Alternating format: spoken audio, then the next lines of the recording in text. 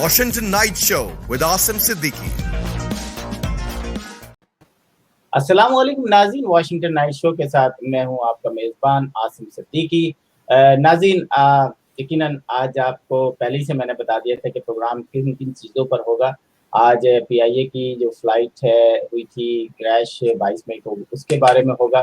फिर उसके बाद जो एक रिपोर्ट आई और उसके बाद पार्लियामेंट में एक चीज़ को डिस्कस किया गया, जिसके बाद सीएनएन से लेके बड़े-बड़े इंटरनेशनल ब्रॉडकास्टर्स जो हैं उन्होंने हेडलाइंस बनाई कि पाकिस्तान एक ऐसे कंट्री ने अनाउंस किया है कि उसके अपने पायलट जो है वो 30% फेक डिग्री या फेक लाइसेंस पे काम कर रहे हैं। चीफ जस्टिस पाकिस्तान ने कहा कि अब ऐसा लगता है कि हवा में मिसाइल घूम रहे हैं। और भी जो अमेरिका के हवाले से कुछ चीज़ें अपडेट हुई थी वो भी हम बताएंगे। तो हमारे साथ डॉक्टर मूबी हैं, इस वक्त हॉस्पिटल में हैं, जॉब पर हैं, लेकिन फिर भी हमारे साथ हैं और पायलट भी हैं। तो पायलट होने की वजह से थोड़ा सा हमें एडवांटेज होगा कि हम अपनी तरफ से स्टोरी नहीं कर रहे, हम सिर्फ उन लोगों से पूछ रहे हैं जो एक्सपीरियंस होल्डर हैं। शहबाज साहब हैं, ये भी पायलट हैं, और आपका भी बहुत बहुत शुक्रिया। खान साहब हैं हमारे साथ, ये भी पायलट हैं, और मंसूर जो हैं हमारे साथ अमेरिका की जो आजकल कोरोना वायरस से लेके और पॉलिटिक्स के तजिया निगार हैं, ये हमें अपडेट रखते हैं पाकिस्तान अमेरिका के हवाले से। और इनकी गहरी नज़र, इन्होंने भी रिसर्च की है, मुख्तलिफ लोगों से इंटरव्यूज़ भी किए हैं पीआईए की इस रिपोर्ट के बारे में। आप सबका बहुत बहुत शुक्रिया। यकीनन एक प्रोग्राम अच्छा प्रोग्राम होगा। मैं सबसे पहले शहबाज खान साहब के पास जाऊंगा। शहबाज खान साहब, ये बताएं कि एक मुल्क जो है वो ये कहता है कि हमारे जो पायलट हैं वो 30 से 40% फेक डिग्री पे या फेक लाइसेंस पर हैं। इम्पैक्ट क्या पड़ेगा पूरी दुनिया पे उसका? इम्पैक्ट ये है कि पहले तो आई थिंक थोड़ी सी डिटेल डेफिनेटली चाहिए, इसको इन्वेस्टिगेट करना चाहिए कि डिग्रीज, किन डिग्रीज की बात कर रहे हैं या ये कौन से लाइसेंसेस की बात कर रहे हैं। लेकिन एक जो अभी जो न्यूज़ आई है और जो जिससे भी मेरी बात हुई है यहाँ पर, obviously this is very big scandal. अभी जो यहाँ पर क्लिप्स चल रहे हैं वो तो हर कोई यही कह रहा है कि बहुत बड़ा स्कैंडल है, लेकिन डिटेल अभी हमें मालूम नहीं है कि ये किन 130 पायलटों को तो फौरी उन्होंने ग्राउंड कर दिया है। ग्राउंड, राइट, फौरी। ये 130 की जो रिपोर्ट आ रही है, आई डोंट नो कितना किया है। तो खान साहब, इस पे आप क्या कहेंगे इनिशियली, फिर हम डिस्कस शुरू करेंगे पीआईए के क्रैश से।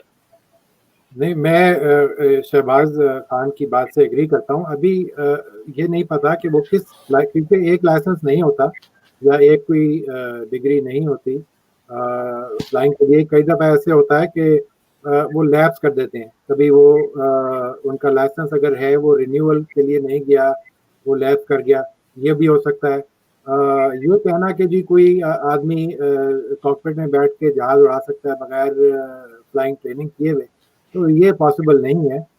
कभी कभार ये हो सकता है कि उन्होंने अपने लाइसेंस को लैप्स कर दिया हो, एक्सपायर हो गया हो, ऐसी कोई चीज़ हो सकती है। वो डिटेल अभी उन्होंने बयान तो दे दिया, ऐसा मेरे ख्याल में तो गैर जिम्मेदाराना बयान है।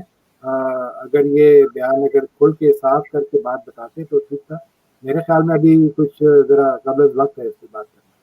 बिल्कुल, आपने ये बात सही की कि इन्होंने बयान जो है ना आधी लटका दिया है, हवा में लटकाया हुआ बयान दिया है, जिससे कंट्री को बहुत ज़्यादा नुकसान पहुंचा है।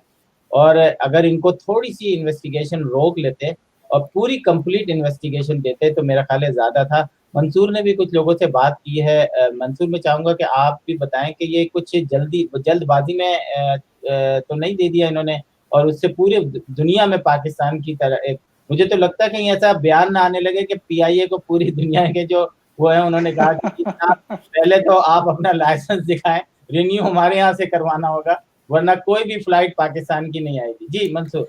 देखिए, सबसे पहले तो आसिम भाई बहुत शुक्रिया, आपने इनवाइट किया। गवर्नमेंट को इस बात का मेरे ख्याल से क्रेडिट देना चाहिए कि किसी भी साने की, पीआईए के काफी 12-15 साने हो चुके हैं, किसी भी साने की रिपोर्ट जो है जो दूसरी गवर्नमेंट थी वो कभी भी नहीं लेकर आई। और इस पे एविएशन के मिनिस्टर ने बाकायदा नेशनल असेंबली में बयान दिया है कि तकरीबन 860 में से 262 जो लाइसेंस हैं माना जो तकरीबन 30 to 40% जो लाइसेंस हैं वो फेक हैं। लोगों ने फेक का मतलब ये लिया है और उन्होंने भी ये एक्सप्लेन किया है कि ऐसे लोग उनमें शामिल हैं जिन्होंने दूसरों के जरिए एग्जाम दिलाया। मतलब कि अगर मैं वो एग्जाम नहीं दे सकता हूं तो किसी दूसरे को मैंने पैसे दिए और पैसे देके मैंने वो एग्जाम कराया।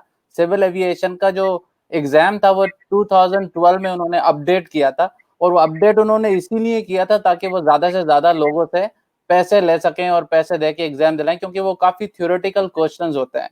तो इसकी वजह से भी ये चीज आ रही है, लेकिन गवर्नमेंट को क्रेडिट जाता है कि उन्होंने ये जो रिपोर्ट है ये रिलीज की। आप देखें CNN ही नहीं बल्कि दुनिया के तमाम मीडिया और पाकिस्तान के तमाम मीडिया ने इस रिपोर्ट को देखकर ना सिर्फ अपनी तशवीश जाहिर की है बल्कि वो अपसेट भी हैं और हंस भी रहे हैं और उन्हें समझ में भी नहीं आ रहा है कि ऐसा कैसे हो सकता है कि जो पायलट हैं, मतलब पाकिस्तान हर हिसाब से हर चीज में बदनाम है। हम मिलावट करते हैं, हम करप्शन करते हैं, हम पता नहीं क्या क्या चीजें करते हैं, लेकिन ये बात के पायलट आप लोगों की जानों को आपने खतरे में लगाया हुआ है। तो तकरीबन सारी मीडिया ने इस चीज की मजम्मत की है और मैं पर्सनली भी ना सिर्फ इमरान खान साहब से बल्कि प्रेसिडेंट ट्रम्प साहब से भी मेरी यही अपील होगी कि ये जो रिपोर्ट आने के बाद जरूरी है कि इन तमाम पायलट्स के खिलाफ इंक्वायरी और इन्वेस्टिगेशन फौरी तौर पर होना चाहिए। PIA की तमाम फ्लाइट्स को आप फौरी तौर पे ग्राउंड करें ताकि आपके मुल्क की क्रेडिबिलिटी जो है वो बहाल हो। ऐसे जो भी पायलट जो मतलब जो फेक हैं उनको जेल में डाला जाए, उनके खिलाफ कार्रवाई की जाए और तमाम PIA की फ्लाइट को फौरी तौर पे बैन कर देना चाहिए। ये भी भूल जाए आप कि पाकिस्तान के अंदर जेल में डालने वाला सिलसिला शुरू होगा, क्योंकि जो पायलट है वो तो चाचा मामे फुप्पो और उनके रेफरेंस से कहीं ना कहीं से भी है। और जो पायलट एसोसिएशन है, मेरी भी बात हो रही थी पाकिस्तान में एक पायलट से, तो उसने कहा कि this is the right time कि पाकिस्तान अपने पायलटों की जो एसोसिएशन बनी हुई है जिसमें वो जायज और नाजायज का फैसला उठाते हैं। और कल एक पेरेंट्स ने जिनका बच्चे उन्होंने अपना बेटा खोया है उन्होंने बताया कि सिविल एविएशन से पायलट का एक वो होता है, एग्जाम होता है जो कि हर 3 महीने वो पायलटों की एसोसिएशन ने खत्म करा दिया है। अब सिविल एविएशन पायलट से ये कुछ नहीं पूछ सकती। मैं उसको वो कर रहा हूँ, इंशाल्लाह अपने प्रोग्राम में लेकर आऊंगा। और ये 2 साल पहले शायद खत्म हुआ है और पायलटों की एसोसिएशन बहुत स्ट्रांग है। डॉक्टर साहब आपसे पूछूंगा, डॉक्टर मूवी साहब सारे ही डॉक्टर हैं तो डॉक्टर मूवी साहब ये बताएं, आप भी फ्लाई करते हैं, कभी आप फ्लाई कर रहे हो और आपके साथ कोई बैठा हो और आप उससे कहें कि यार मैंने ये डिग्री जो है ना जाली ली है, मुझे फ्लाइंग वगैरह आती नहीं है लेकिन मैंने जो है ये बस मैंने पैसे दे के ना लाइसेंस ले लिया और मैं चला रहा हूँ, तो हवा में बैठे हुए बंदे का क्या हाल होगा? हाँ, नहीं, आई थिंक ये बहुत बड़ी प्रॉब्लम है। इधर अमेरिका में बहुत रेगुलेट होता है क्योंकि FAA को आपको रिपोर्ट करना पड़ता है और आपको अगर आपकी इंस्ट्रूमेंट रेटिंग है तो आपको इतनी लैंडिंग्स और वो रिकॉर्ड करनी पड़ती हैं और वो लोग चेक भी कर देते हैं और फाइन भी करते हैं अगर गलत हो। दूसरा ये है कि आपको 2 ईयर में वो करना पड़ता है रिव्यू, नो मैटर व्हाट, जो मर्जी आपका हो। उसके अलावा जो कमर्शियल है उनके लिए उससे ज़्यादा है स्ट्रिक्ट गाइडलाइन। फिजिकल भी आपको फिट रखना पड़ता है अपने आप को। लेकिन ये है कि आई थिंक अभी पहले एक न्यूज़ इंडिया की भी थी कि इंडिया में भी यही था कि वो पायलट्स जो थे ज़्यादातर वो सही नहीं थे, लेजिट नहीं थे और वो उन्होंने बुक्स और सारा कुछ गलत रखा हुआ था। अच्छा शहबाज साहब, आपसे पूछूंगा कि हमारे यहाँ अमेरिका के अंदर जैसे डॉक्टर साहब ने बताया बहुत सख्त रूल्स एंड रेगुलेशन है। इवन अगर आप बड़े ट्रक चला रहे हैं 18 व्हीलर या हैवी, उनकी भी है एक लॉग लगा होता है कि आप सोए कितना। पुलिस वाला जब पकड़ता है उनको तो वो लॉग देखता है, उसके बाद उनको टिकट का फैसला दिया जाता है कि क्या टिकट देना चाहिए। तो खैर ये तो एक फर्स्ट वर्ल्ड कंट्री की बात हो गई है। मैं चाहूंगा कि आप ये बताएं कि आप क्या समझते हैं कि अगर ये चीज फैसला हो गया, बहुत अच्छा फैसला है, मैं समझता हूँ कि क्रेडिट देना चाहिए इस फैसले पे कि आपने हिम्मत की और आपने बताया कि जी हमारे अब क्या होना चाहिए। सही आपने आसिफ भाई बिल्कुल सही कहा कि ये जो फ्लाइंग और जो एविएशन है वो बहुत, it's one of the most highly regulated fields in America. और दूसरी field physicians, so doctor MDs और मेडिकल फील्ड और एविएशन बहुत हाईली रेगुलेटेड है, लेकिन वो रेगुलेशंस इम्प्लीमेंट होती हैं, लोग उनको फॉलो करते हैं। यहाँ पर FAA वाशिंगटन DC में फेडरल एविएशन एडमिनिस्ट्रेशन जो सब हर चीज को कंट्रोल करती है।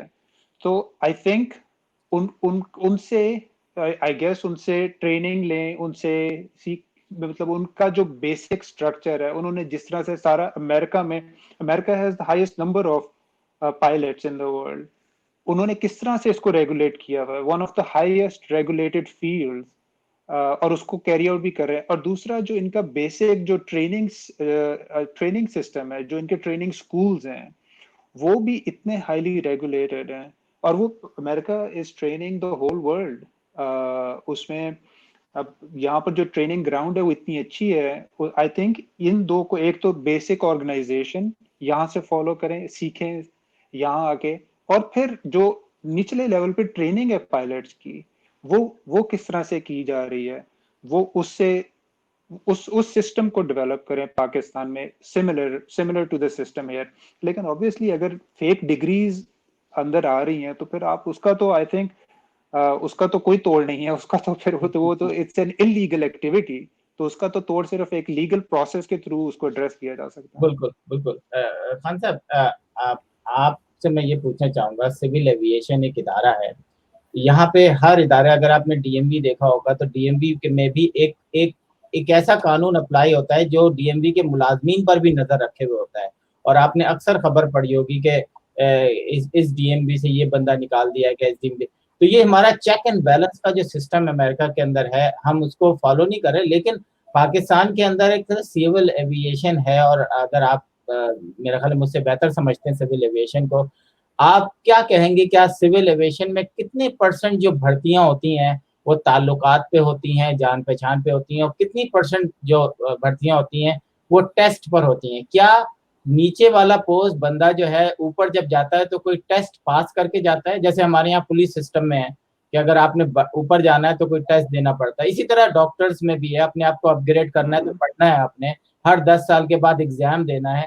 तो क्या सिविल एविएशन में मैं आपसे पूछना चाहूंगा कि क्या ऐसा कोई वो है चेक एंड बैलेंस का सिस्टम कि किस तरीके से, क्योंकि that's a really most important इदारा, आप इसको कैसे करप्ट कर सकते हैं, कैसे जान पहचान के लोग दाखिल कर सकते हैं? जी देखिए जी, अगर आप देखने को आए तो फिर सारे डिपार्टमेंट्स और सारी मिनिस्ट्रियां और सारे उनमें ये एक सिस्टेमिक एक डिजीज है, एक बीमारी है हमारे मुल्क में जो कि कोई इससे बचा हुआ नहीं है।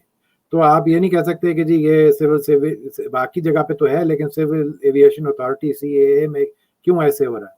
ये हर जगह पे हो रहा है तो फिर वहाँ भी होगा, अब आप उसको रोक तो नहीं सकते।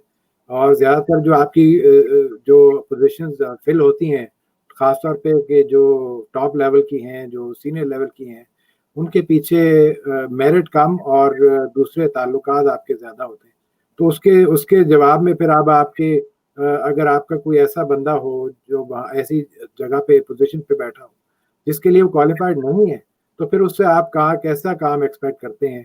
अब अमेरिका में हर डिपार्टमेंट में, हर जिस तरह के डिपार्टमेंट यहाँ पे मिनिस्ट्री हो, जिस तरह पाकिस्तान में कहते हैं, हर डिपार्टमेंट का अपना एक अलग इदारा, एक छोटा सा इदारा होता है जिसको कहते हैं OIG, office of the inspector general. वो एक उन बिल्कुल सेपरेट होता है, हालांकि उस डिपार्टमेंट का हिस्सा होता है, लेकिन बिल्कुल उसको सेपरेट रखते हैं, इंडिपेंडेंट रखते हैं, और वो नजर रखता है पूरे डिपार्टमेंट में कहाँ पे क्या को गड़बड़ हो रही है कि नहीं हो रही। तो ये चीजें जो है ना, चेक्स एंड बैलेंसेस जरूरी हैं, लेकिन ये कि बदकिस्मती से नहीं है पाकिस्तान में कहीं भी।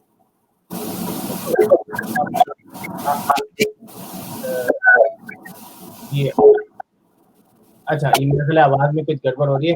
मंसूर, आपको आवाज आ रही है? जी बिल्कुल।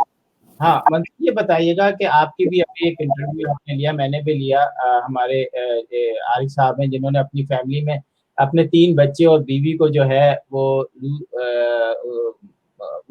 शहीद हुए, और उनकी जिंदगी का मकसद सिर्फ ये है कि वो एविएशन या PIA के जो इदारों में वो घुसे, और उन्होंने देखा कि क्या किस किस्म की वहां पर मतलब कोई काम सही हो ही नहीं रहा है।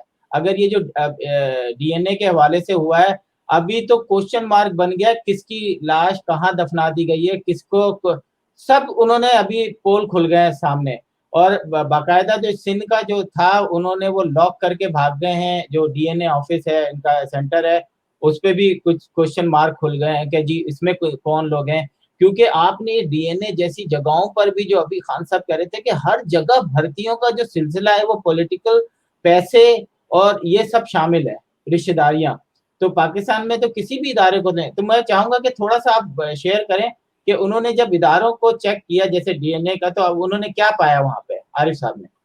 देखें, आरिफ साहब के साथ तो बहुत ज्यादा ट्रेजेडी हुई है और वो इस वक्त पाकिस्तान के हीरो हैं, क्योंकि उनके साथ जो हो गया सो हो गया, लेकिन वो कोशिश कर रहे हैं कि हमारी फैमिलीज के लिए, हमारी अगली नस्लों के लिए, हमारे बच्चों के लिए, माँ बाप के लिए ऐसी कोई भी अगर एक्सीडेंट होता है तो उसका प्रॉपर तरीके से इन्वेस्टिगेशन भी और इंफ्रास्ट्रक्चर भी होना चाहिए। ठीक है, तो उन्होंने यही बताया कि अभी वो सिविल एविएशन में देख रहे हैं, तो वो कह रहे हैं कि तकरीबन 50% लोग जो हैं वो अपना पाकिस्तान एयरफोर्स के वहां पे रिटायर्ड लोग, जो वहां से रिटायर हो जाते हैं, जो अपने डिपार्टमेंट में किसी काम के नहीं होते हैं, वो आके सिविल एविएशन में जाके लगते हैं। कोई उसका सीईओ लगता है, कोई उसका मैनेजमेंट का बंदा लगता है, और मोस्टली जो उनका स्टाफ है 30% पाकिस्तान एयरफोर्स के रिटायर्ड लोग हैं। ठीक है, डीजी जो सिविल एविएशन का है वो तकरीबन 2 साल से है ही नहीं, जो मेन इन सारी चीजों को हैंडल करता है। और सिविल एविएशन जो एक रेगुलेटरी इदारा है वो सर्विस प्रोवाइडर भी है। मतलब उन्होंने चीजें भी जो वहां पर एयरपोर्ट पे बेचने वाली होती हैं वो भी बेच रहे होते हैं और पता नहीं क्या क्या कर रहे होते हैं। उन्होंने दूसरी ये बात बताई कि जो लाइसेंस देने वाले हैं ये जाली लोगों को, ये जो 262 जाली लाइसेंस निकले हैं, ये लाइसेंस इश्यू करने वाला, इनको चेक करने वाला भी सिविल एविएशन का इदारा है।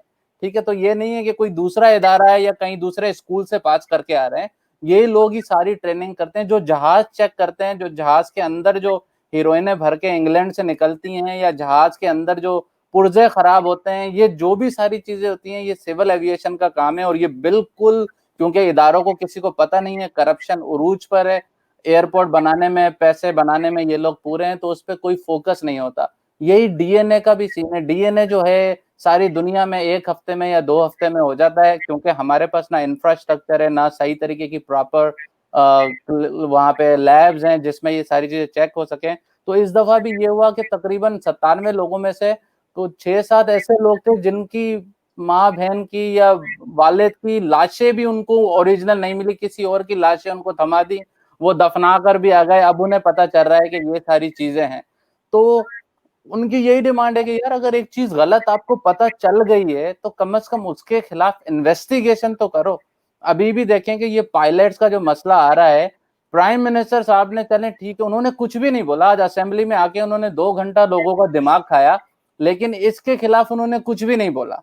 ठीक है, खुद एतमादी, honesty is a great thing, but अगर सिविल एविएशन में करप्शन चल रही है, पीआईए का इदारा सही नहीं चल रहा है, स्टील मिल का इदारा सही नहीं कर रहा है, तो भाई कम से कम उसको सही तो करो। जिसने गलती की है, आप वही है ना जो उससे जब अपोजिशन में तो कहते थे कि जो कश्ती डूब जाए तो बंदे ने इस्तीफा दे दिया और ये हो गया, तो अब आपकी ट्रेन भी हो गई, सिविल एविएशन भी हो गई, इस्तीफा दे लेना इन लोगों से। मंसूर सही कहा आपने। मैं थोड़ा सा मुस्कुराया जब मंसूर ने सारा मलबा जो है वो सिविल एविएशन का कहा कि जी वो एयरफोर्स से रिटायर लोग आते हैं जो अपने इदारे में भी किसी काबिल नहीं होते। मेरा नहीं ख्याल कि ऐसा है। मैं ये जब भी तो रिटायर होते हैं, जब काबिल नहीं होते हैं तो उनको निकाला जाता है। वो पूरी दुनिया में कुछ इस तरह होता है। बात ये है कि बहुत अच्छे लोग भी काम करने के काबिल होते हैं। हमने देखा पेंटागन में, व्हाइट हाउस में, मिलिट्री से रिलेटेड, लेकिन वो मेरिट से आते हैं आसिम भाई, वो एग्जाम देकर आते हैं, भर्ती सिफारिशी भर्ती नहीं होती। मैं खान साहब से पूछूंगा। खान साहब, मैं चाहूंगा कि आप थोड़ा सा इस पर तबसरा करें कि वाकई जब सिविल एविएशन के लोग रिटायर होने के बाद खट से जो है बगैर किसी, और ये मैं आपको बोल दूं 100% मैं इसको एक्सेप्ट करता हूँ इस बात को, कि बगैर किसी मेरिट के सिविल एविएशन पे थोप दिए जाते हैं। सॉरी टू से, लेकिन उसमें अच्छे ऑफिसर्स भी होते हैं। जो चल रहा है ये सिस्टम, वो अच्छे ऑफिसर्स की वजह से चल रहा है। लेकिन जैसे स्टील मिल पे थोप दिए गए, पीआईए पे थोप दिए गए, पुलिस पे थोप दिए गए, सिविल एविएशन का इदारा सेम, मैं तो करीब से बहुत जानता हूँ। मैंने अगर इनकी स्टोरी ब्रेक, मैं तो वैसे फिर गद्दार कहलाऊंगा, इसके अलावा कोई चॉइस नहीं थी। खान साहब, मैं चाहूंगा कि आप प्लीज इस पर थोड़ा सा करें कि वाकई ऐसा है। शहबाज खान से पूछ रहे हैं या मुझसे पूछ रहे हैं? मैं आपसे पूछ रहा हूँ। अच्छा, पहले तो ये बात मंसूर, जो लोग रिटायर होते हैं वो उनकी सर्विस खत्म होती है तो रिटायर होते हैं। वो 10 ये नहीं कि बीच में उनको वो उन काम नहीं कर सके तो उनको निकाल दिया गया, ऐसे नहीं है। वो जब रिटायरमेंट के बाद दोबारा से री एम्प्लॉयमेंट होती है उनकी, तो वो फिर उनको वहां पे रखा जाता है। और दूसरी ये कि अगर वो क्वालिफाइड नहीं है तो उनका कुछ ना कुछ हिसाब किताब तो होना चाहिए ना, कि जी आप इस इदारे में आ रहे हैं, आपका इतना एक्सपीरियंस है, चले ठीक है, लेकिन आपका कमर्शियल एयरलाइन का कितना एक्सपीरियंस है, आपका एविएशन का एक्सपीरियंस एयरफोर्स में हो सकता है लेकिन कमर्शियल का प्रॉब्ली नहीं होता। तो वो अब उसको आप किस तरह फिट करेंगे, एप्पल्स एंड ऑरेंजेस वाली बात है कि अगर आपका एक्सपीरियंस किसी और चीज में है और आपको कहीं और भर्ती किया जा रहा है, तो ये वही बात है कि मेरिट वाली बात। लेकिन ये कहाँ से ट्रेन होके आएंगे? कोई इंस्टीट्यूशन है जहाँ से कि सिविल एविएशन के लोग जो हैं वो ट्रेन होके आए वहाँ पे? मेरे ख्याल में कोई ऐसी कोई चीज नहीं है पाकिस्तान में जहाँ से वो ट्रेन होके सिविल एविएशन में डायरेक्ट भर्ती हो सके। बिल्कुल सही किया आपने। जैसे मंसूर ने आज एक थोड़ा सा और अल्फाज कह दिया, 2 घंटे तक बोलते रहे वजीर आजम। मैं चाहूंगा एक छोटा सा एक इशू है, और वो छोटा सा इशू किसी को भी फट सकता है, और फटने के बाद ट्रम्प साहब जो है वो फाड़ने के लिए भी तैयार रहते हैं बहुत सारी चीजें। आज वजीर आजम साहब ने असेंबली में खड़े होकर कह दिया उसामा बिन लादेन जो है वो शहीद है। तो मैं चाहूंगा कि आप लोगों को पता है उसामा बिन लादेन ने जिस तरीके पूरी दुनिया की जो वॉर हुई है, एक तरह से अगर आप देखें कि पूरी दुनिया में लाखों लोग मरे सिर्फ इस शख्स की वजह से, उसामा बिन लादेन की वजह से। और पाकिस्तान के अंदर जो भी हुआ उसकी वो भी है, कहते हैं जी 70,000 लोग मर गए किस वजह से, उसामा बिन लादेन की वजह से। तो आज असेंबली में बैठ के मैं शहबाज खान साहब से स्टार्ट करूंगा। मैं चाहूंगा कि आपने जब ये सुना तो क्या गुजरी आप पे? अच्छा, मैं काम जो है मेरा साइकियाट्री का है, आई एम अ साइकियाट्रिस्ट। पता है ये तो थोड़ी सी चीज है ना। मैं चाहूंगा प्राइम मिनिस्टर के दिमागी तवाजुन के बारे में बात करेंगे, अब मुझे पता चल गया है। अच्छा, हम एक टर्म यूज करते हैं, स्लिप ऑफ द टंग। तो ये was it, my question is कि was this slip of the tongue? हम कहते हैं स्लिप ऑफ द टंग वो होती है जो बंदे के अनकॉन्शियस से आ जाती है मुंह में। तो वो was this slip of the टंग और वाज दिस स्क्रिप्टेड? अगर तो ये स्क्रिप्टेड था तो फिर तो जो स्पीच राइटर है उससे पूछना चाहिए कि ये आपने क्या लिखा। जब अगर if it was a slip of the tongue तो it tells us what the prime minister साहब इज थिंकिंग इनसाइड। अच्छा, ये मैं आपको बताऊं कि ये बेचारे फंस गए, ये वो लड्डू है जो ना उगला जा रहा है ना निकला जा रहा है। क्योंकि अगर इन्होंने अब ट्वीट कर दिया कि जी गलती से मैंने शहीद कह दिया था तो और मुसीबत, और अगर नहीं करेंगे तो अब तो पाकिस्तान पे और भी पाबंदियां लग रही हैं, मुस्तकिल तौर पे लग रही हैं। और आज आपको शायद अंदाजा हो कि जो भी ये पहले भी था, मेरा ख्याल है लॉ मंसूर इस पे बहस करेंगे कि अगर असाइलम पे आप आते हैं, अगर आपको एक्सेप्ट नहीं किया जाता तो आप दोबारा केस फाइल कर सकते हैं, डिपोर्टेशन के बाद भी अपना केस अदालत में फाइल कर सकते हैं, जिससे आप एक लंबे अरसे तक रहने के काबिल रहते हैं। अब ट्रम्प साहब ने वो भी खत्म कर दिया है। अब आप असाइलम आपका मना, वहीं से आपको डिपोर्टेशन, और फिर कोई किसी अदालत में आप नहीं जा सकते, वहीं पे फैसला हो जाएगा। तो मैं चाहूंगा खान साहब मुझे आप ये बताएं कि जैसे मैंने कहा था कि मैं 1 बाय 1 जरूर पूछूंगा। जैसे ही आपको पता चला कि एक ऐसा शख्स जो पूरी दुनिया में टेररिस्ट के नाम से मशहूर था और लाखों लोग उस चक्कर में मर गए, और उसको एकदम शहीद पाकिस्तानी पार्लियामेंट के अंदर करार दे दिया गया, और उसके बाद कोई ट्वीट अभी तक नहीं आई है, मेरे उसमें नहीं है, क्या पता कोई आ गई हो कि उन्होंने माजरत कर ली और कहा हो कि स्लिप और हो गया है, जैसे कि डॉक्टर ने कहा। आपका क्या रिएक्शन था? देखिए जी, मेरा भी एग्जैक्टली यही रिएक्शन था। स्लिप ऑफ द टंग, इसको एक और चीज भी कहते हैं, फ्रॉडियन स्लिप। वो जो आपके जो दिमाग में जो ख्याल होता है वो जुबान पे आ जाता है, ना जानते बूझते या गलती से। तो मेरे ख्याल में यही हुआ है। अब उनको ही शुड हैव द, उनको इतनी इंटेग्रिटी होनी चाहिए कि वो जाके कहें कि जी मेरे से गलती हो गई और मैंने गलती से ये कह दिया, ये लफ्ज मैं इस्तेमाल करना नहीं चाह रहा था। पहले तो यही बात है कि जब उसको वहां से आपके पिछवाड़े से पकड़ लिया, जब उसको अटैक किया, उसको वहां पे उसको उसके घर के ऊपर, तो वो पहले तो वही बड़ी एम्बैरेसिंग बात थी, अब उसके ऊपर आप ये भी करना चाह रहे हैं, सोने पे सुहागा फेर रहे हैं।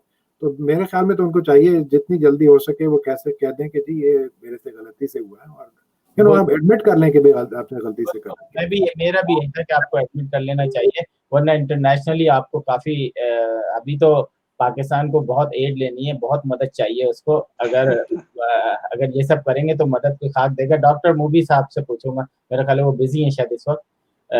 मैं दोबारा मंसूर की तरफ आऊंगा। मंसूर, मुझे ट्रम्प का ये जरा वो क्लियर कर दें, ये जो 2-3 साइन किए हैं इन्होंने इमिग्रेशन के हिसाब से, B1 B2 जो काफी जो H1 और जितने J1 वीजे पे पाबंदी लगा दी गई है जब अभी फिलहाल। और उसके बाद हम ये भी सुन रहे हैं कि और बहुत सारे इमिग्रेशन के सिस्टम को बहुत सख्त से सख्त बनाया जाएगा। मैं चाह रहा हूँ थोड़ा सा आप इसके बारे में बता दें।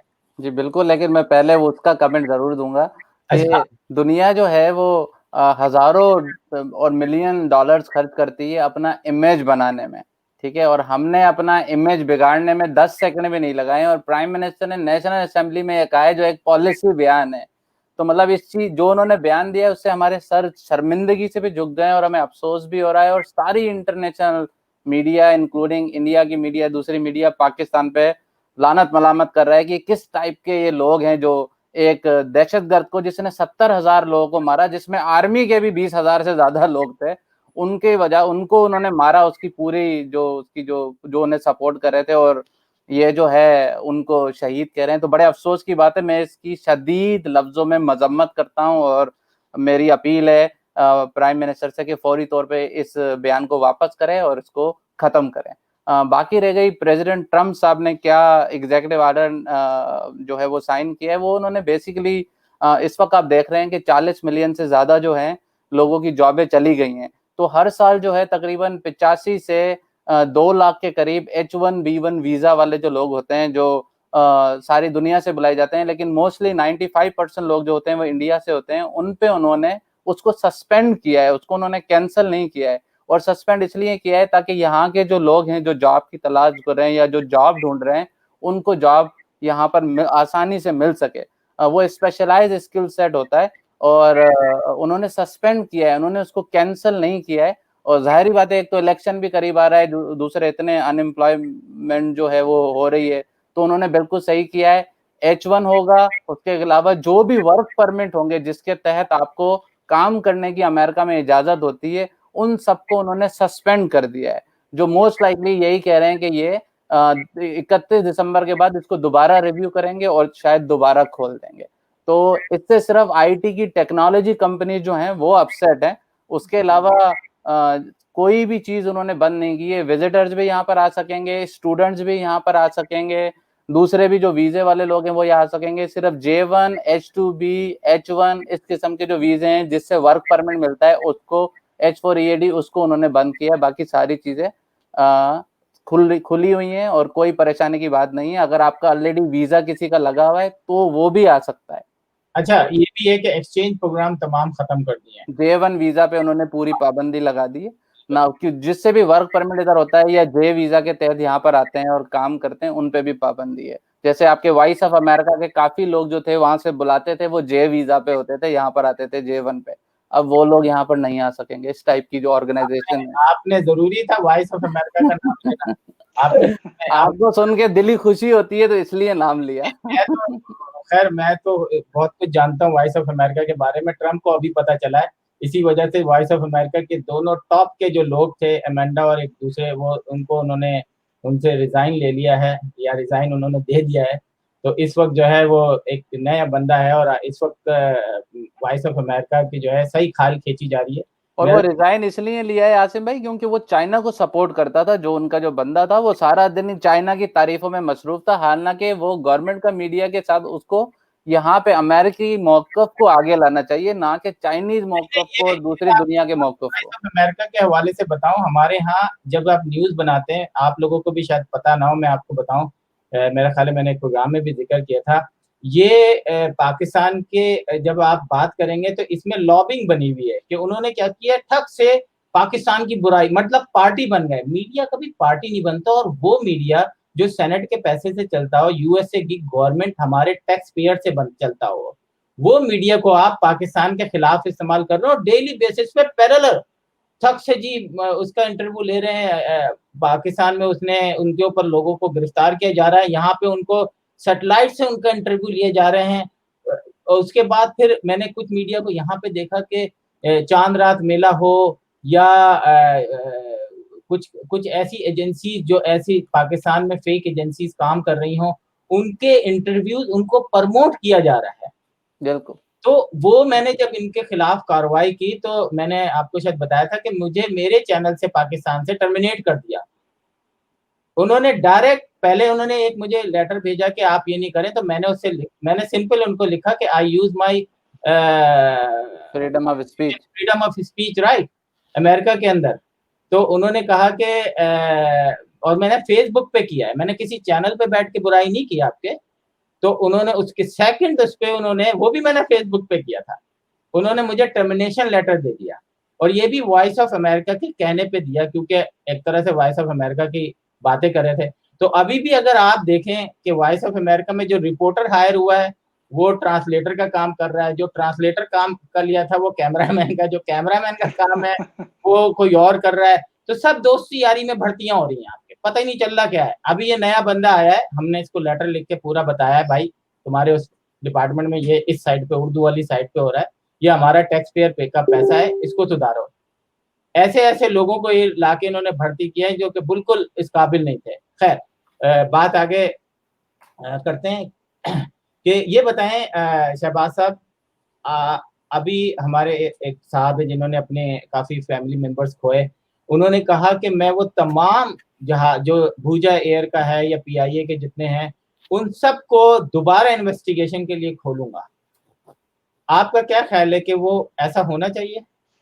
देखें, अब पहले तो सबसे कि उनके साथ मतलब उनके साथ बहुत ट्रेजेडी हुई है, तो ही इज इन ग्रीफ। और ऑफ कोर्स उनको अपना लेना चाहिए to address his grief, he is lost his family members. लेकिन ये पूरी नेशन के साथ it's a grief moment for the whole nation. तो वो अब ऑफ कोर्स अब उनका तो उस वक्त ग्रीफ में गुस्सा भी आता है अपने लॉस के ऊपर। तो अब वो उनका उनका he is saying a very very just thing कि इन्वेस्टिगेशन करें। अगर किसी की इनकॉम्पिटेंसी है, किसी की गलती है, तो वो बाहर आए, सामने आए। और जो मैंने रिपोर्ट प्रीलिमिनरी पढ़ी है उसमें तो लगता यही है कि ह्यूमन एरर थी। एज सच आई थिंक उन पायलट्स की क्वालिफिकेशन वो क्वालिफाइड थे, एक्सपीरियंस्ड भी थे, लेकिन I wonder if they were over confident, और वो जस्ट एक गलती हो जाती है और वो ह्यूमन एरर किया उन्होंने, लैक ऑफ जजमेंट शो की, जो कि अभी रिपोर्ट में भी आ रहा है। अभी फुल रिपोर्ट सामने नहीं आई, लेकिन प्रीलिमिनरी रिपोर्ट से लगता है human error, pilot error was the main factor. So black box के बाद शायद ब्लैक बॉक्स के बाद जो है वो सही पूरी रिपोर्ट आएगी।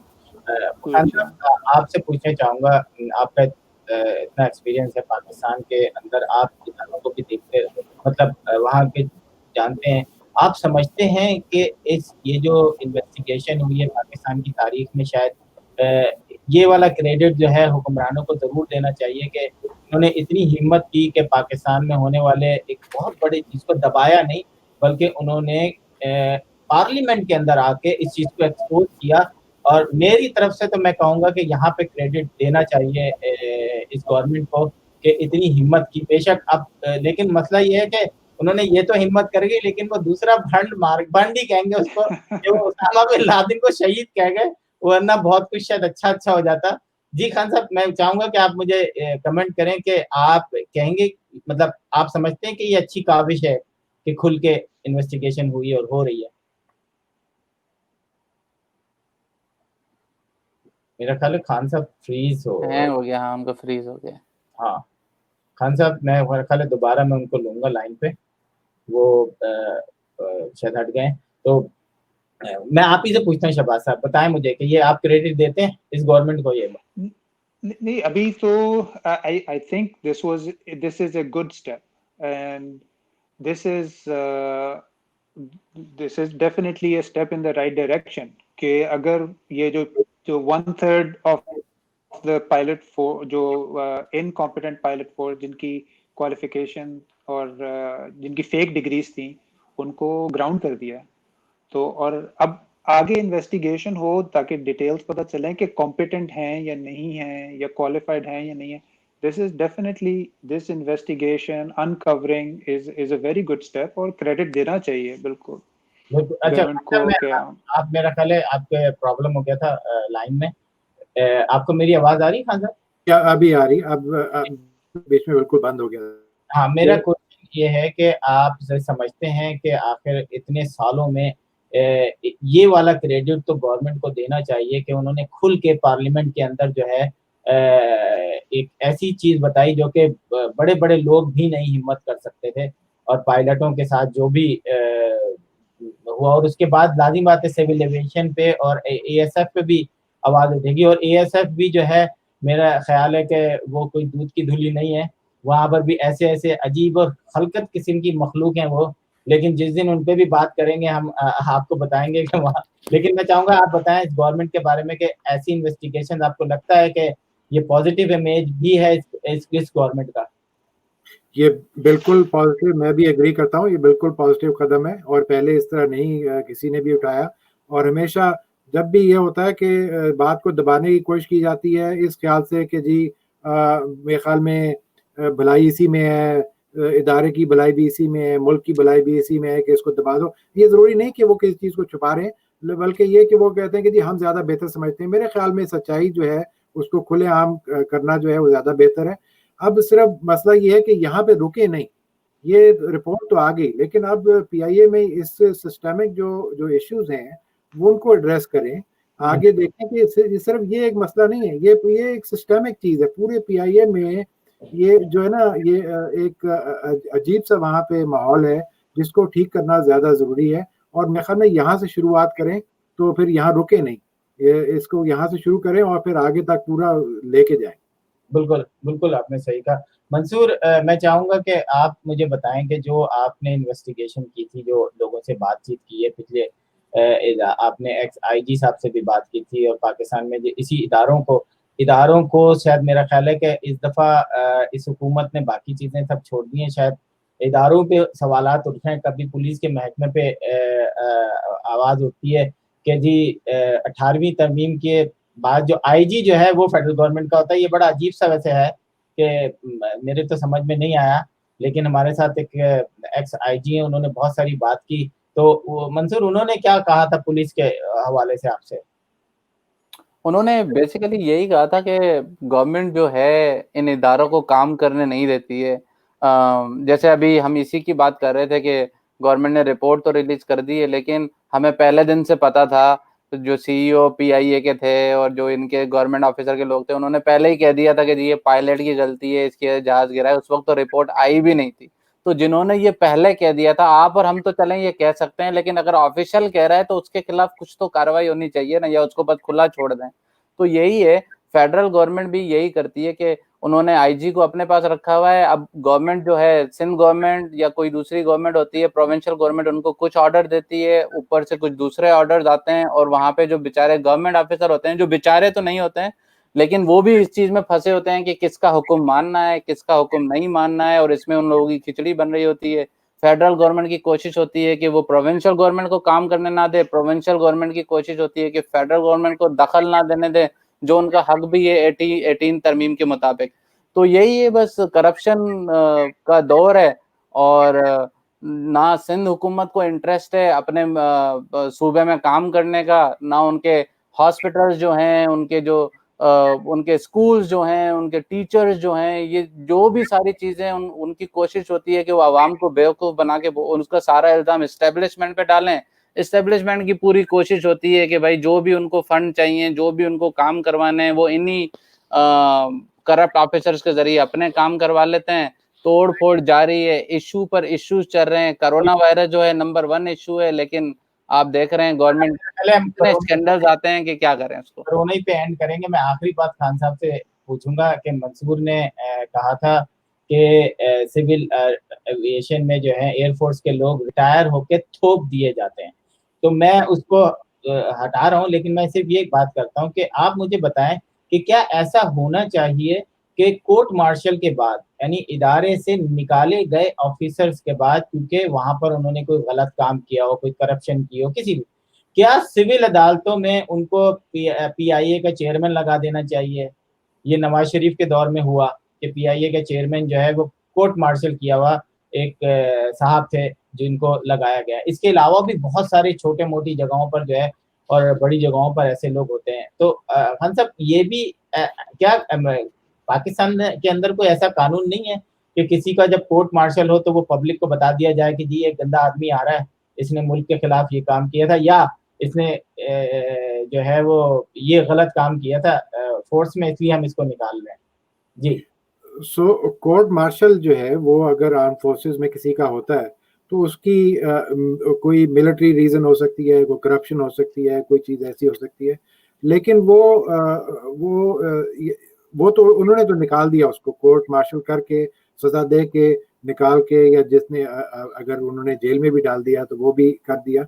लेकिन जो सिविल कोर्ट है वो या जो कोई और एजेंसी है, वो अगर उसका पुराना रिकॉर्ड उसमें क्वालिफिकेशन में उनको कोई मैटर नहीं करता तो फिर तो मतलब है कोई भी आ जाए उसको वो कोर्ट मार्शल को कंसिडर ही नहीं करेंगे। यहाँ पे ये ऐसे है कि अमेरिका में अगर आप कन्विक्टेड फेलन है, चाहे आपकी कोई किसी भी चीज पे आपको आप वोट भी नहीं डाल सकते, आपको तो वोट डालने पे भी पाबंदी है, आप गवर्नमेंट जॉब नहीं कर सकते अगर आप कन्विक्टेड फेलन है। कुछ भी अगर आपको सजा किसी वजह से भी हो गई है, चाहे छोटी मोटी चीज की वजह से भी हुई है, लेकिन आप उसके बाद सारी जिंदगी आप कभी भी गवर्नमेंट जॉब नहीं कर सकते, आप वोट नहीं डाल सकते। तो अब ये देखिए, मेरा आज आपने ना दिल हल्का कर दिया। मैं हमेशा यही कहता था कि मैं सोचता था शायद मैं ही खराब हूं ना कि यार इस तरह का बात सोचता हूँ। मैं यही बोलता हूँ कि यहाँ पे तो अगर पता चलता है कि बेटी का बाप जेल से आया हुआ है या भाई जो है वो थाने जा चुका है, तो उसका रिश्ता नहीं होता। और हम लोग जो है वो इतनी बड़ी बड़ी इदारों के उनको जीएम और ये सब लगा देते हैं। मतलब मेरा ख्याल है कि शायद ऐसा हो कि पाकिस्तान में शायद इस छोटी सी चिंगारी की वजह से जो है, और ऐसे लोग जिन्होंने अपने को खोए हुए हैं और अब जो उन्होंने बाकी जिंदगी दूसरे लोगों को बचाने के लिए लगा दी है, शायद उनकी तब्दीली से कुछ नया हो जाए, लेकिन मुमकिन तो नहीं है। शहबाज साहब, आखिरी पूछूंगा, कोरोना वायरस पाकिस्तान में, आप साइकियाट्रिस्ट भी हैं, कोरोना जो है, जैसे मैं 4 महीने से घर में हूँ या फैमिली डिस्टर्ब है, आपकी वो बातें नहीं हो पा रही जो डेली उस पे होती थी, और अब हम तंग आ गए हैं, अब घर से बाहर निकलना चाहते हैं, लेकिन वायरस तो फिर भी वैसे ही मौजूद है जैसा पहले मौजूद था। हाँ, यहाँ पर भी है। यहाँ पे बस हमने क्या किया, एहतियाती तदाबीरें देखी हैं टीवी चैनल पे, मिनट मिनट पे लोगों को हर बात के बाद, हर खबर के बाद थोड़ा सा 20 सेकंड का, 10 सेकंड का वो दिमाग में बस गई है। तो आमने सामने से आते जाते लोग जो है ऐसे नाक पे हाथ रखते हैं, पहले मुस्कुरा के देखते थे एक दूसरे को। अब मैं अगर रनिंग कर रहा हूँ साइड वॉक पे, तो उधर से भी कोई रनिंग करता हुआ आ रहा है, तो जब हम क्रॉस कर रहे होंगे तो दोनों के हाथ जो है ना नाक पे होंगे। लेकिन ये अच्छा अमल है, इसमें बुराई की कोई बात नहीं है। लेकिन आप क्या समझते हैं कि पाकिस्तान के अंदर तो वहां तो साइकेट्रिस्ट जो अब थोड़ा सा, वरना तो जिन चढ़ा हुआ होता है हर एक को, कोई भी कोई ऐसी वैसी हरकत करे बोलते हैं जी जिन चढ़ गया इसके ऊपर। तो मैं चाहूंगा कि आप थोड़ा सा डिस्क्राइब करें कि ये पाकिस्तान में आने वाली सूरत हाल क्या देख रहे हैं आप? कुछ नहीं होगा, ऐसे ही नहीं। अब एज आई थिंक अगर हम थोड़ा सा इस करंट पेंडेमिक से हट के एक माइंडसेट की बात करें, तो आई थिंक माइंडसेट जो एक जनरल पॉपुलेशन का है, वो जैसे आपने कहा एक साइकियाट्रिक प्रॉब्लम को भी डिस्क्राइब इस तरह से करते हैं कि जिन चढ़ा हुआ है। तो उसी माइंडसेट को आप देख लें, अगर उसी माइंडसेट को आप अप्लाई करें इस करंट पेंडेमिक में, तो there is a lot of suspicion, there is a lot of belief नहीं है कि ये वाकई एक वैलिड प्रॉब्लम है, इसकी एहतियात करनी चाहिए। अच्छा, ये पाकिस्तान में ज्यादा है, ये बहुत प्रेवेलेंट है ये, तो उस वजह से ज्यादा प्रॉब्लम हो रही है, लोग एहतियात नहीं कर रहे, लोग इसको बात को मान ही नहीं रहे। और फिर वो जिस तरीके से आपने एक कहा कि यहाँ पर बहुत, जैसे वॉशिंगटन डीसी में तो बहुत, मतलब 3 महीने के लिए कंप्लीटली बंद कर दिया हर चीज को। हालांकि और वो एक तो वो दूसरा स्टेप ये था कि गवर्नमेंट उस चीज को इम्प्लीमेंट करती, एक हेल्थ डिपार्टमेंट जो है उस चीज को आगे लेके चलता।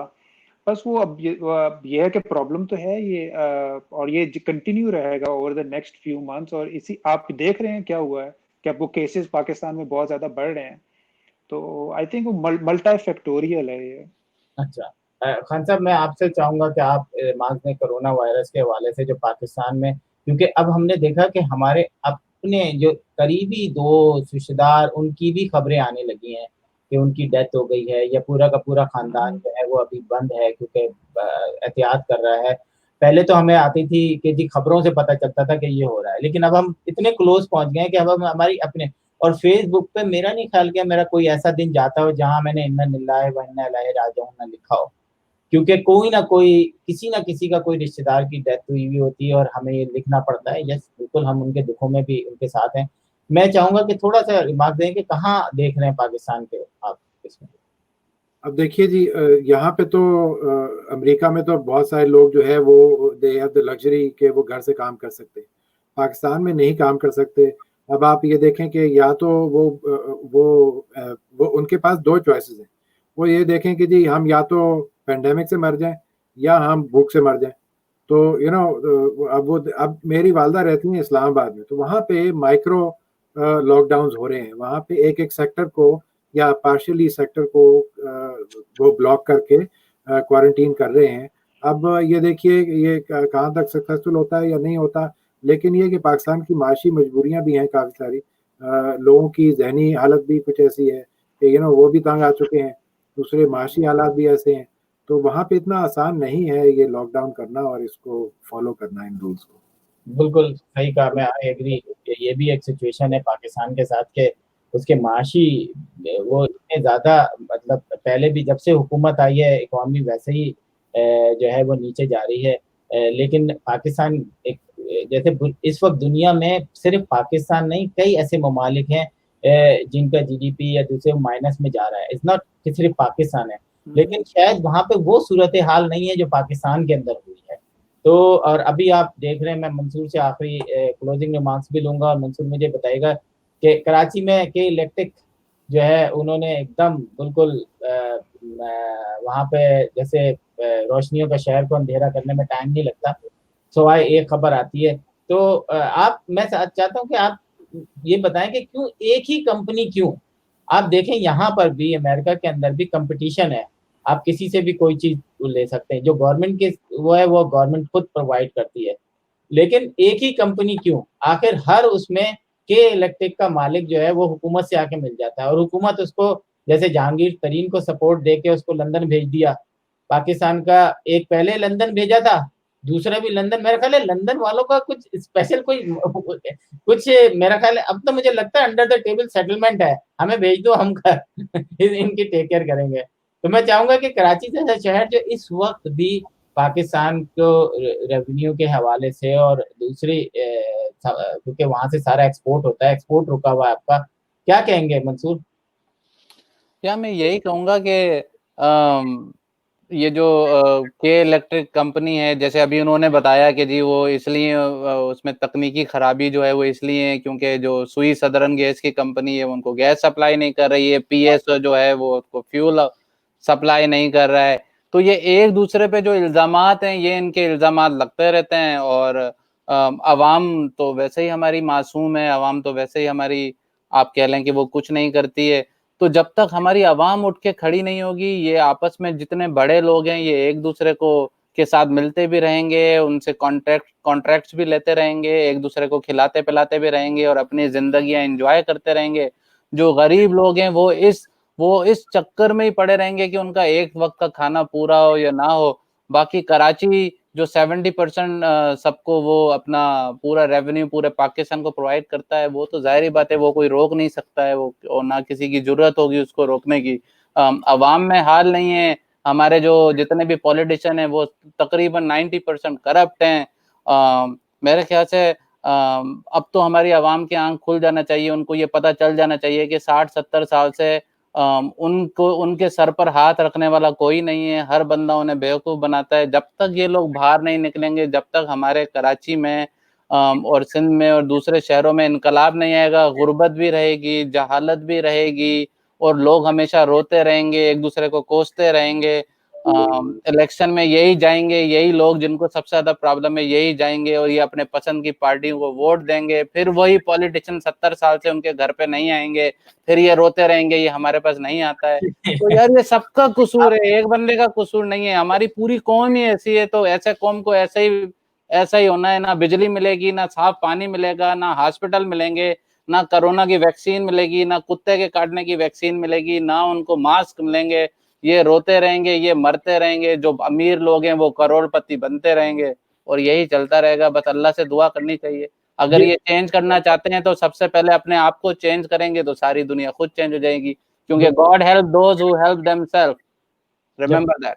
खान साहब क्लोजिंग रिमार्क्स दें कि जो हमारे आजकल जो पाकिस्तान के हालात हैं, आपको लगता है कि इस हुकूमत में थोड़े कुछ इस तरह के काम हुए हैं जो पिछली हुकूमतों में नहीं हुए हैं, और कुछ भी कहना चाहें? प्रोग्राम को मैं क्लोज करूंगा तो क्लोजिंग रिमार्क्स जी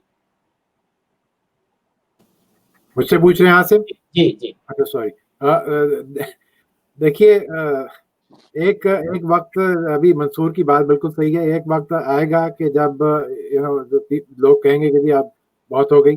तो जब तक वो वक्त नहीं आएगा, मेरे ख्याल में अभी भी जो भी चीजें की हैं अभी तक हुकूमत ने, वो मेरे ख्याल में उनकी मजबूरी थी। कोई उन्होंने अपनी तरफ से कोई बहुत ही रेवोल्यूशनरी कोई चीज ऐसी नहीं की जो अब ये कि लोग सोशल मीडिया के जमाने में लोग अब चुप नहीं रहते, अब बातें जो हैं वो फैलती हैं। तो ये इसका एक मुस्बत जो है वो असर है कि अब हुकूमत भी जो है वो मजबूर है कुछ चीजें करने को। ये जरूरी नहीं कि वो सिर्फ अपनी अच्छाई की वजह से कर रहे हैं, लेकिन उनको प्रेशर उनके ऊपर डालते रहें ताकि वो चेंज करते रहें और अच्छाई की तरफ जाते रहें। बिल्कुल।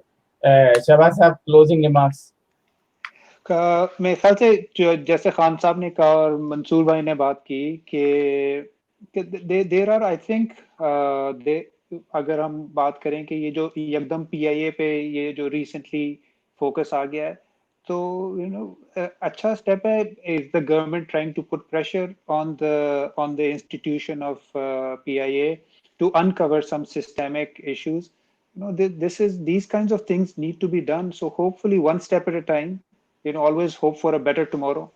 जी थैंक यू सो मच आप तीनों का, और डॉक्टर मूवी जो है क्योंकि उनकी हॉस्पिटल में इस वक्त जॉब है, वो टाइम निकाल के आ गया। अगर वो पाकिस्तान में होते तो पूरा टाइम निकाल लेते हैं लेकिन उनका भी शुक्रिया बहुत बहुत। नाज़रीन, अगला प्रोग्राम जो है वो थोड़ा सा इम्पोर्टेंट इसलिए होगा कि एक CSS ऑफिसर जो कि एक बहुत लंबी सर्विस करके और फिर उसको जब उसको पकड़ने की कोशिश की गई, जब उसने वो काम नहीं किए जो लोग करवाना चाह रहे थे, तो उसको मुल्क छोड़ने पर जो है वो मजबूर हो गया। और जब उससे कल उसकी एक वीडियो आई और हमने कोशिश किया कि हम उनको अपने प्रोग्राम में भी बुला के लाएं, उन्होंने एक बड़ी अच्छी बात की और एक बुरी बात भी की। वो बात ये की कि पाकिस्तान में पुलिस सिस्टम कभी भी सही नहीं हो सकता। मेरा ख्याल है आप लोग भी इससे मुत्तफिक होंगे, सही नहीं हो सकता। उन्होंने जो बताया क्यों नहीं हो सकता वो उससे ज्यादा इंटरेस्टिंग था। उन्होंने कहा कि अगर जिस दिन पाकिस्तान का पुलिस सिस्टम अच्छा हो गया उस दिन एस्टेब्लिशमेंट की मोनोपोली खत्म हो जाएगी। और अब आप समझ लें कि अगर आपने मोनोपोली खत्म करनी है तो पुलिस सिस्टम अच्छा करना होगा। तो अगला प्रोग्राम उनके साथ होगा। आप तीनों का जो है बहुत बहुत शुक्रिया क्या इस प्रोग्राम में आए और अपने अपने जो है अपने तजज़िये दिए। इंशाल्लाह अगले प्रोग्राम में फिर मिलेंगे। खुदा हाफिज। आपका शुक्रिया।